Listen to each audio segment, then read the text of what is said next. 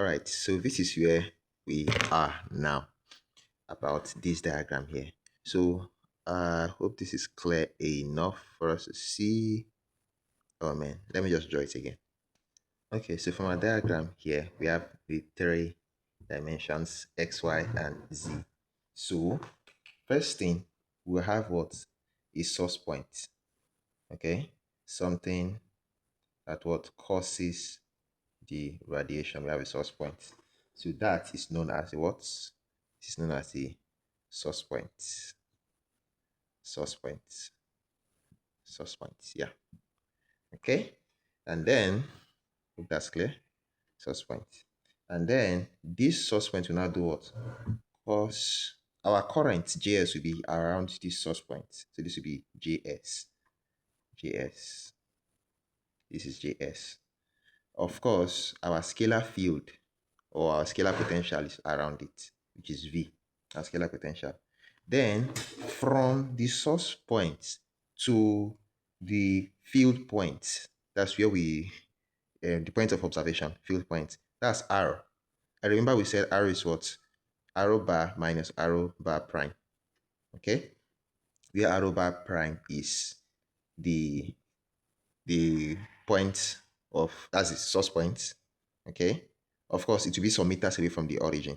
What's the source point? And then arrow bar is what?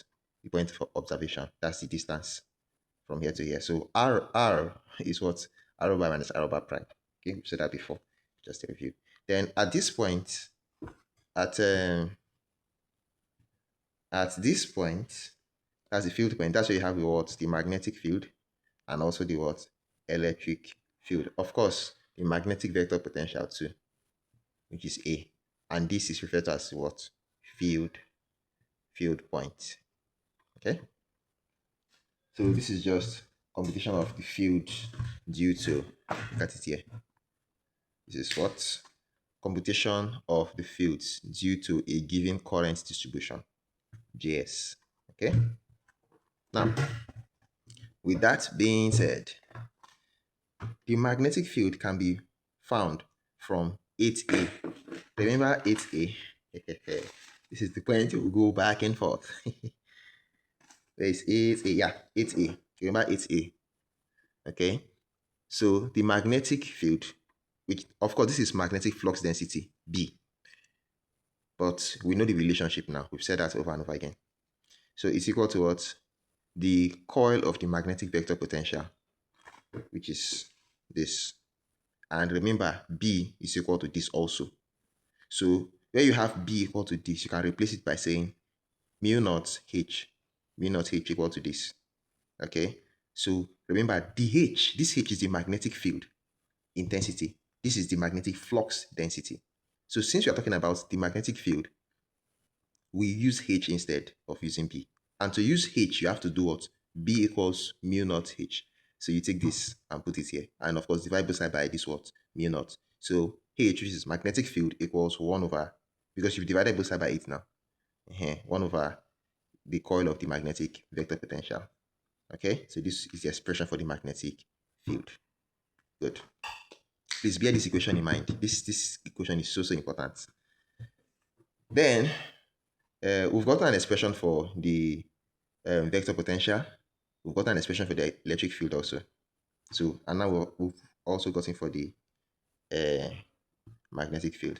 And we have also gotten for the magnetic vector potential. Okay.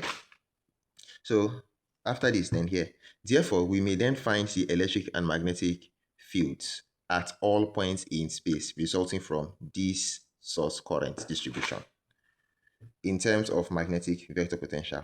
Alternatively, the electric field may be obtained from the magnetic field via Ampere's law at points away from the current distribution. Okay, so remember Ampere's law. This is Ampere's law from Maxwell's equation. Okay, look at this. Look at this. So this one now, look at it. That's what we have here. Okay, that's what we have here. But since JS equals 0, remember, via Ampere's law, at points away from the current distribution. So if we are away, if all this is, If we are, look at the current distribution here. If we are points away from it, then JS is 0. Okay, JS is something at this point, but away from it, JS is what? 0. So when you say via that's true Ampere's law at points away from the current distribution, that means current distribution will be what? 0. So this equation, which is originally equal to this, since JS equals 0, that means what we have left is just what? This equal to this. Look at it here. This guy is out. Hope that's clear. So making E, which is the electric field, excuse me, making E the electric field the subject that's subject of this formula, you just have to do what? Divide both sides by this j omega epsilon naught. So then it becomes what? E equals what? 1 over j omega epsilon naught coil of the magnetic field. Okay? So thus, knowing the source current distribution determines all the field vectors. Makes sense. Look at this now. That means if you know this one, let's start with the source current. If you know JS, you can get this. Because we assume we know JS, that's why we got this part. That's how we use Green's equation, solve, and we got this expression for A. That's the magnetic vector potential. Then if we get the magnetic vector potential, we can now substitute that into this one to get the magnetic field. When we get the magnetic field, we can then substitute it into this to get the electric field. Are we seeing how this whole thing plays out? So that's it. Now, remember I said something just now that we assume that we know the current distribution, and that's how we use Green's equation to get this, right? That assumption is another problem. Okay, now thus, knowing the source current distribution JS, which we assume, determines all the field vectors. When we say field vectors, we mean electric field, magnetic field, magnetic vector potential. All these ones, they are field vectors because they are vectors. Okay, field vectors. Now, quite obviously, however, we have traded one difficult problem. That's the problem of determining E and H. Okay, for another difficult problem. That's to determine what? JS. That JS we assume. We have to determine it first. Okay, so instead of determining this and this, we say, no, let's leave that one. Let's go and determine JS and then substitute into, use it to derive A and then derive H and then derive E. That's nice, but this is another problem to determine that what? JS. Now, what then is the advantage? Quite often, either by experiment or physical reasoning, we can deduce the form of E and H radiated by what? These structures. Also, since JS is localized to determine to the antenna surface, it appears simpler theoretically to characterize JS than to characterize E and H at every point in space. Guys, this is just so reasonable, okay? Because for, again, our antenna. Now, for the antenna, JS exists on the surface, like distributed on the surface of the antenna. Okay?